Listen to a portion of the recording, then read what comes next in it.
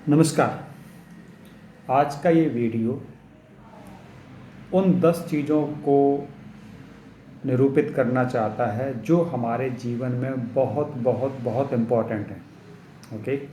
और मुझे आशा ही नहीं पूर्ण विश्वास है कि इन 10 चीज़ों को जो भी व्यक्ति डेली एक बार भी अपने दिमाग में रिव्यू कर लेगा वो बहुत सारी बाधाओं से बच सकता है। ओके। तो इसमें जो 10 चीज़ें हमने टॉप लिखी हैं उनमें से सबसे पहले होता है फूड सेफ्टी। और इन सभी को हम एक्चुअली पॉलिसी भी बोल सकते हैं। हमारे पास इनका पूरा रिटन है। अगर फ्यूचर में कभी मौका मिला तो इनको हम चाहेंगे कि हर एक ग्राम पंचायत लेवल पे इनके बारे में लोगों को एजुकेट किया जाए। ओके। तो सबसे पहले तो हमारी होती है food safety policy.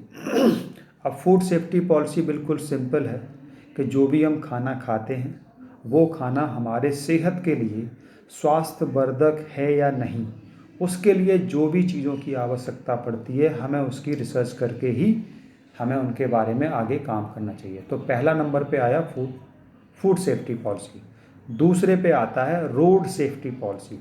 Road safety policy कैसे कि जब भी हम रोड पर चलते हैं तो रोड के लिए जो भी उस कंट्री का जो भी गाइडलाइन होता है उसको फॉलो करना बहुत ज़रूरी होता है। और अगर कोई नहीं करता है तो उसके लिए भी आपको कुछ ना कुछ करना है।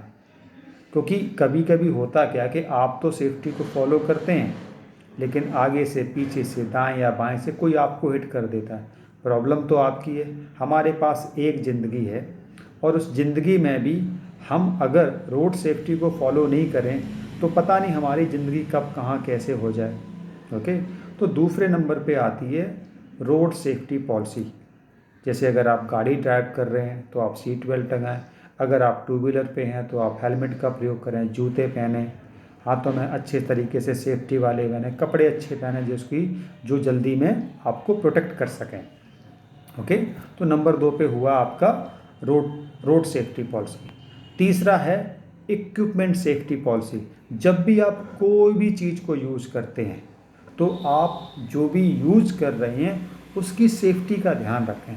बहुत सिंपल सा एग्जांपल है, आप एक पेन को यूज़ कर रहे हैं और अगर वो पेन आपने सही तरीके से चेक नहीं किया, उसको अपने पॉकेट में डाल दिया और उसमें से अगर इंक निकल आती है तो वो आपके वो पूरे शर्ट को ख़राब कर सकती है, ट्राउज़र पैंट को ख़राब कर सकती है।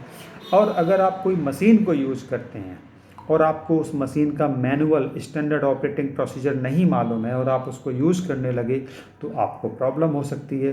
तो तीसरा सबसे इम्पॉर्टेंट है इक्विपमेंट सेफ्टी पॉलिसी। ओके।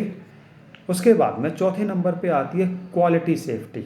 जो भी आप काम करें क्वालिटी के हिसाब से करें, क्योंकि अगर आप क्वालिटी का ध्यान नहीं देंगे तो वो दूसरे के लिए प्रॉब्लम खड़ी कर सकता है। तो हर चीज़ में क्वालिटी का ध्यान दें।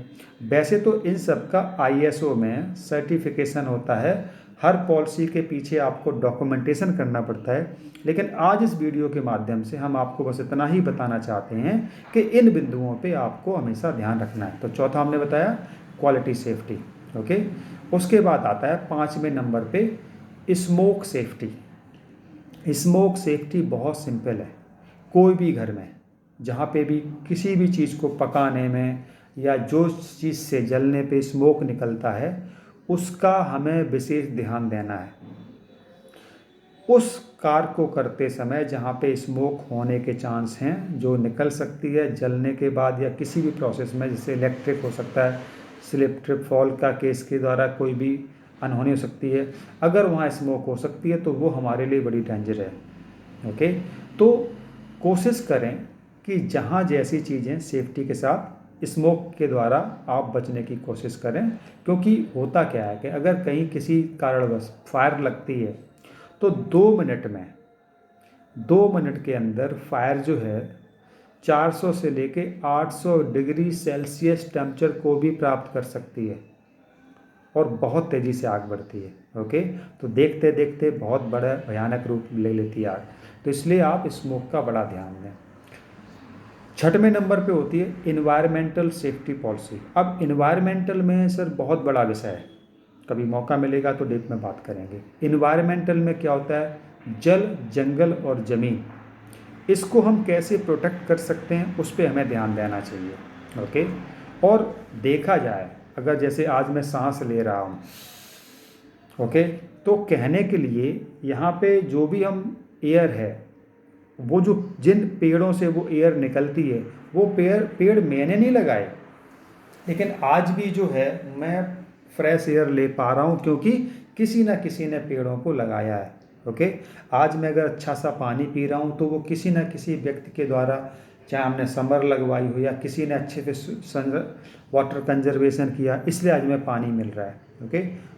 तो पूरे पृथ्वी पे मात्र 1% पानी जो कि पीने योग्य है, बाकी तो लगभग ऐसा ही है। तो जल, जंगल और ज़मीन, ज़मीन का हमें विशेष ध्यान देना। क्यों? हम ज़मीन से जो भी उत्पन्न होता है उसी को खाते पीते हैं, तो ये हमारी भी रिस्पॉन्सिबिलिटी बनती है कि हम ज़मीन के लिए कुछ करें। ओके।